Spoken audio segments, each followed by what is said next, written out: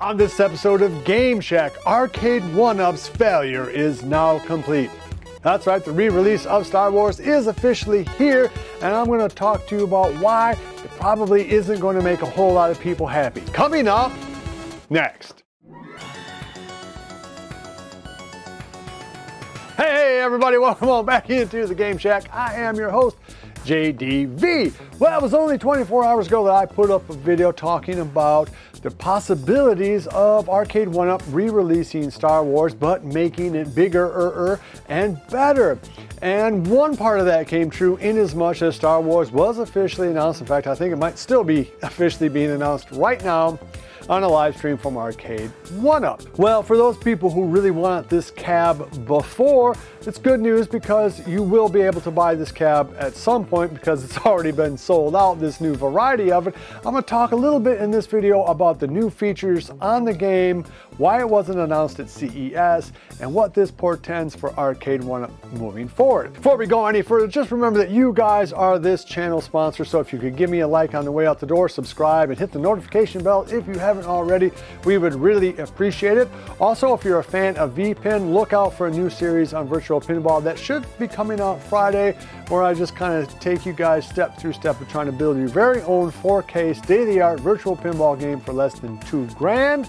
So keep your eyes peeped open for that if you're a fan of virtual pinball. Well, the big news for this week and probably for the next few months is the fact that Arcade1up did announce the re-release of the Star Wars game that they had already put out a few years ago. I think 4 years ago at this point is when they debuted, 3.5, something like that. It's been a while, but you could get the game at various times all through that production cycle.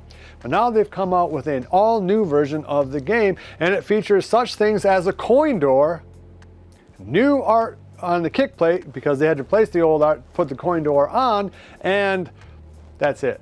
That's it. That's all you're going to get if you order this game. Oh, well, it is $100 more, well, $95 more when you buy this version of it, when you get to buy it, because apparently the small batch that they had here in North America has already sold out. So let me just try to break down kind of my reaction to it. And my instant reaction is negative. I almost cannot believe that they did not put Wi-Fi on this game. It is a stunning and shocking failure, in my opinion, for them not to put Wi-Fi on this. And even if you're not a big fan of Wi-Fi, I myself don't usually use online things, but sometimes I do, but it's pretty rare. But it was the one thing that could help the replayability on this cab for these three games that, let's face facts, once you've played it through once or twice, you're probably not going to feel like playing through again for at least another year. So it really could have added some legs or some reason to get good at the game.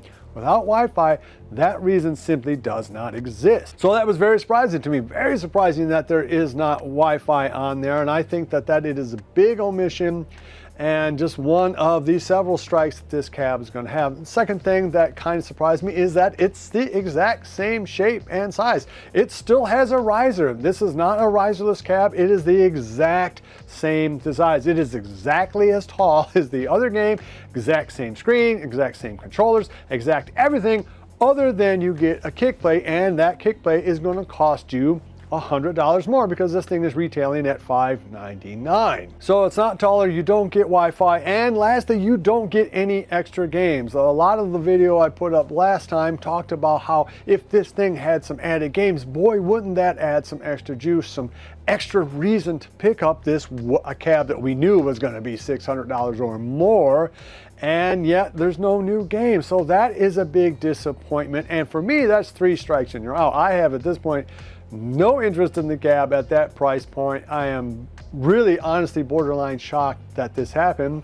And now I can kind of see why they didn't announce this at CES, because honestly, compared to the games that they announced at CES, the deluxe version of those legacy cabs, those are better. Those are better than this cab because at least it's an all-new design for those cabs, right? There's a slight game shift, I think, on 1 or 2 of them, and they have Wi-Fi. Those cabs are in many ways superior to this Star Wars cab, other than the IP and the fact that the cab looks really good.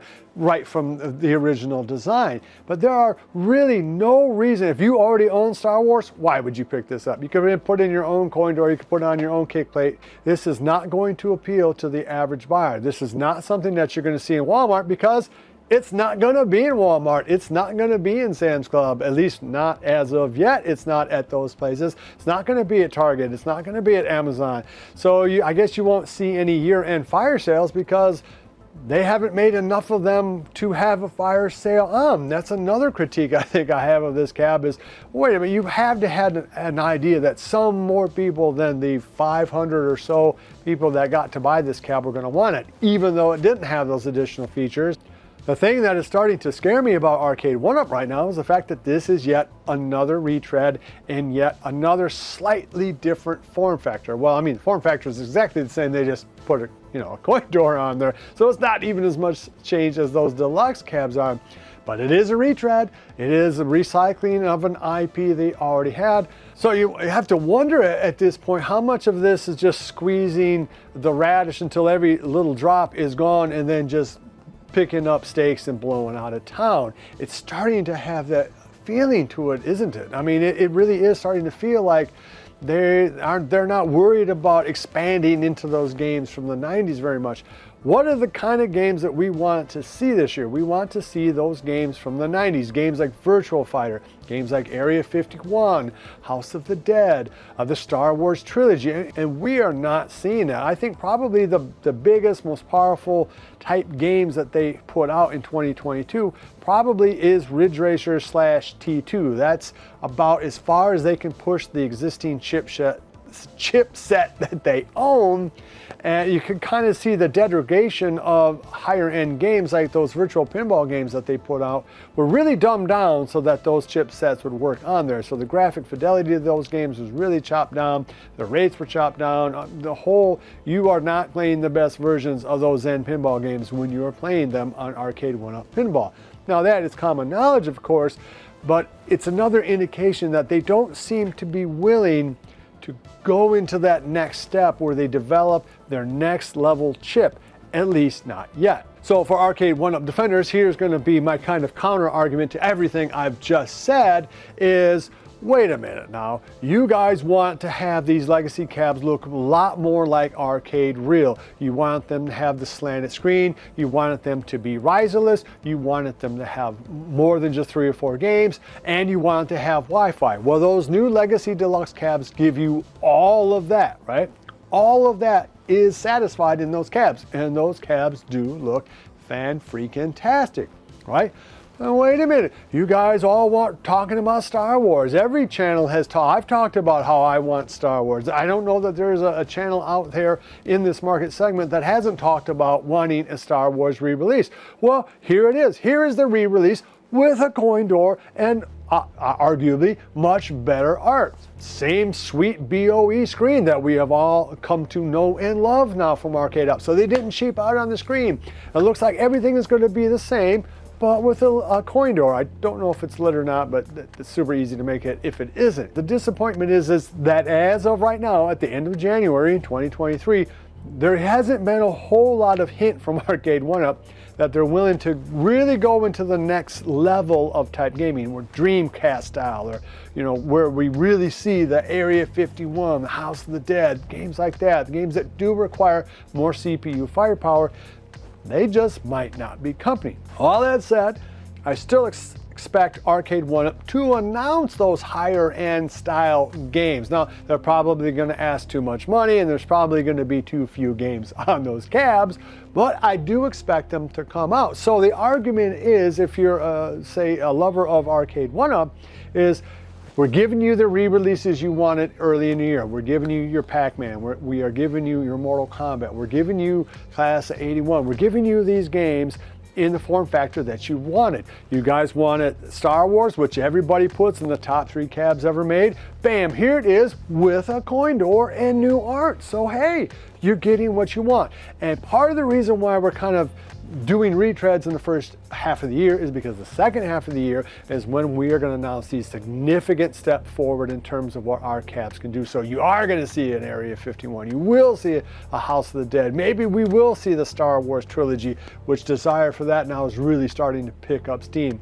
And so to give you guys what you have really been wanting for the last 3 years, which is these re-releases of these cabs, but really, really nice versions of them, and to give you these higher end 90s, early 2000s style cabs, this is what we have to do. So what do you guys think? Is this release, this announcement right now, good enough to kind of put everybody's fears to rest, or does this actually make things worse? And I think in some ways it does make it worse, seeing as it's just a retread with no new, really anything other than the coin door slapped on the front. Or do you kind of go with the alternative argument, which is no, this is the things that people want. They want to have these deluxe cabs. They want to have the Star Wars dropped. And later on in the year, we're going to get the announcements of these higher end cabs, hopefully things like House of the Dead, Virtual Fighter, things like that. Let me know what you think down below. Are you willing to pay $600 for this if you did want this cab? And are you planning on picking this cab up when it becomes available again? Whenever that is. All right, love each other, and until next time, I'll see you guys in the Game Shack. Mwah! Be sure to visit evilgeniusentertainment.com for exclusive content, swag, casting call news, and much, much more.